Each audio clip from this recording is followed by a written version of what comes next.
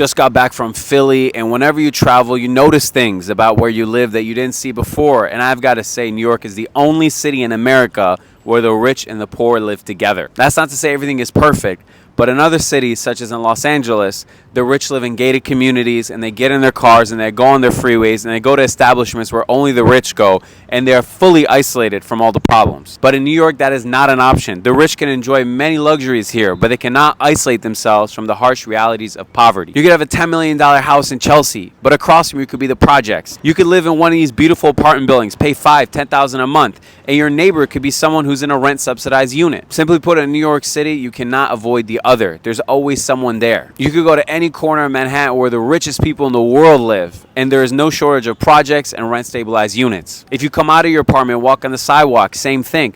Come to Central Park, same thing. You're going to see the rich and the poor together. Get on the subway, you're going to have famous people, billionaires, and the working class that make the city work. People come to New York and they complain about the homelessness and poverty. The reality is that exists where you are as well. The difference being you push them off to some corner, into some Section 8 housing, under some bridge. In New York, it's egalitarian. Everyone has access to the public realm. The rich and the poor go to the same high schools. Some of the best high schools in this country are public schools right here in New York, like Stuyvesant.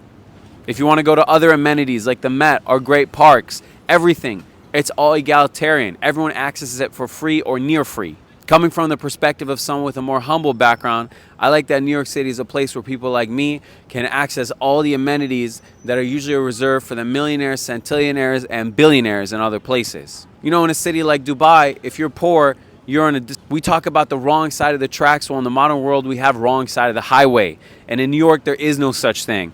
Rich and poor live together, and somehow they make it work. Look, that's not to say it's perfect. Talk to any New Yorker. They have no shortage of complaints, especially regarding the affordability and poverty and homelessness crisis.